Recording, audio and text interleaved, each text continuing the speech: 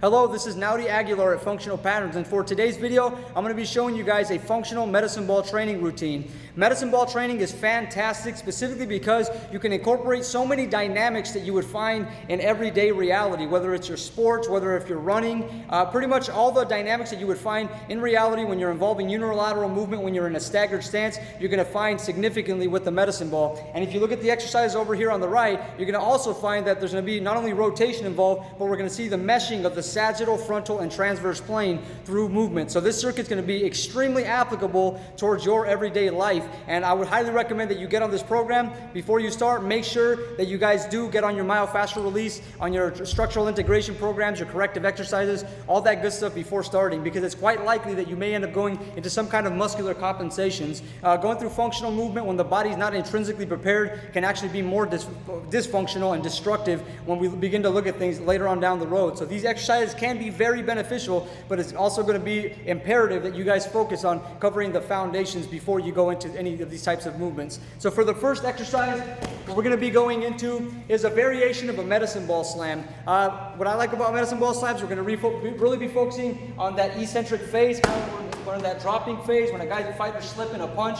We're involving ourselves into that eccentric phase of movement involving the hamstrings through a range of motion. So really that's what's great about the medicine ball. What we're going to do is involve a little bit of trunk rotation and then also focus on transverse plane movement while we're doing that medicine ball slam. So what I want you guys to think about is that when you're slamming that medicine ball, you're almost going to get a little bit airborne. You're going to slam it and generate so much force with your hips dropping back that your feet are actually going to perceivably come off the ground, maybe about a quarter inch. So you'll go here, and you guys will see my feet come off the ground as I go there. What that's going to enable me to do is get the space to actually involve myself to rotate over to the right or to the left whenever I'm going to slam the medicine ball. So this is really what it's going to look like.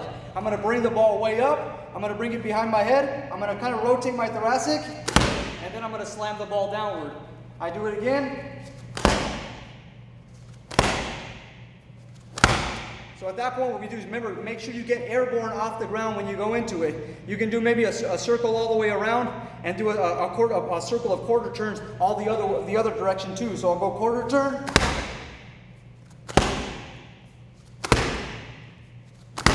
So you'll see it's a nice smooth movement. We're really trying instituting that thoracic rotation to set you up over there. Remember, just a little bit airborne, then involve the thoracic rotation. From there, I'm going to be taking you guys to the next exercise, which is over here at the wall.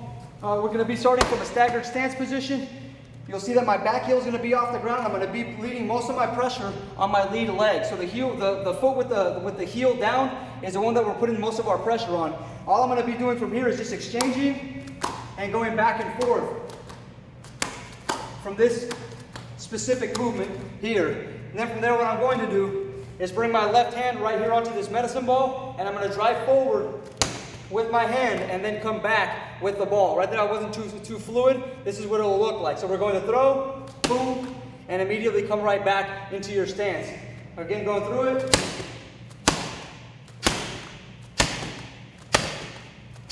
What you want to focus on, again, a lot of thoracic rotation, kind of like the last exercise, letting that thoracic kind of lead you into that movement. Once you get that thoracic rotation, again, we're going to slightly disconnect with the earth. Very slight disconnect. That's going to enable us to switch our feet as we're following through with the ball. One other thing to keep in mind is that if I'm pushing with my left hand, try and reciprocate that movement by pulling back your opposite shoulder, in this regard my right scapula, to effectively load my posterior oblique system. So when I pull with this arm and this lat, boom, that's going to help me extend my left glute. And you'll see how that works. So I'll go into it. I'll hit about a few more repetitions so you guys can see it. So I'm going here. Neutral spine, navel's retracted, thoracic extension is in place, pressure's on the lead foot. Really try extending that left leg back. Really, really difficult exercise. Now we're going to go into the last one. This one we're going to be moving in the frontal plane, rotating in the transverse plane as we're doing this ball, this medicine ball slam. So we're going to be going here, reaching up with the ball, and we're going to do essentially the same thing. Rotating the thoracic as we got the ball above head. Then we're going to slam down. And come over. What I want you guys to focus on also is that when you do a medicine ball slam, try not to lay your thoracic spine around at the bottom. This is a problem that I found within myself. You can see it in a lot of my own videos.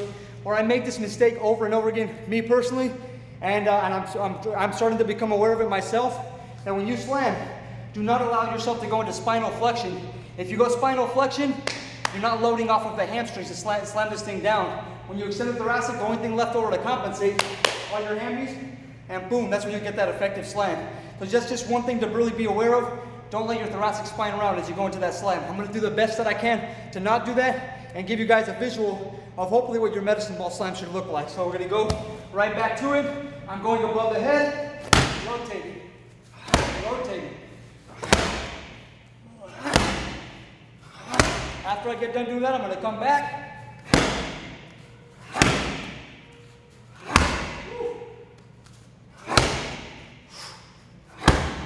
All right, there's a medicine ball circuit training program. I'm going to take that for you in real time right now.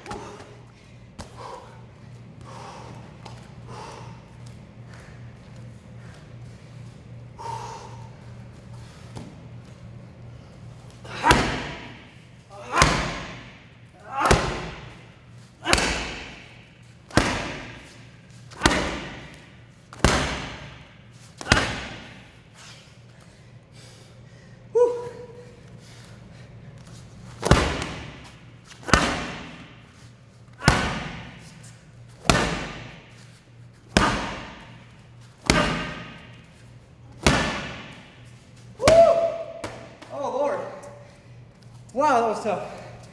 Oh, ooh, that was really difficult. Oh.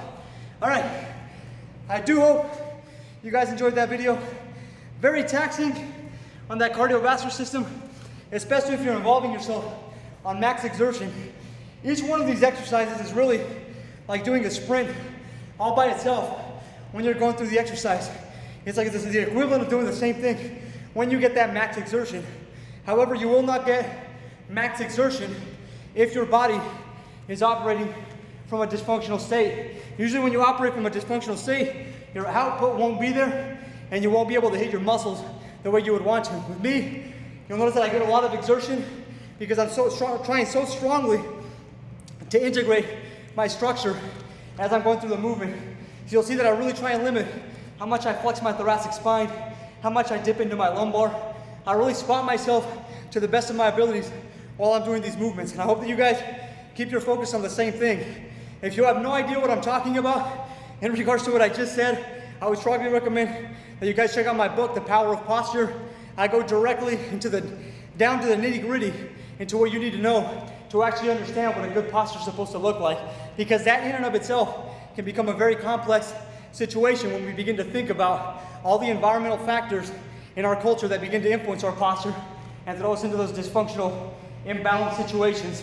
So be sure to check that book out. Check out my other videos on on my website, functionalpatterns.com, or you can browse through my videos on YouTube, and I have tons of free information that you can look through as well. This is Naudi Aguilar reminding you to move intentionally and not habitually. I'll see you guys next time.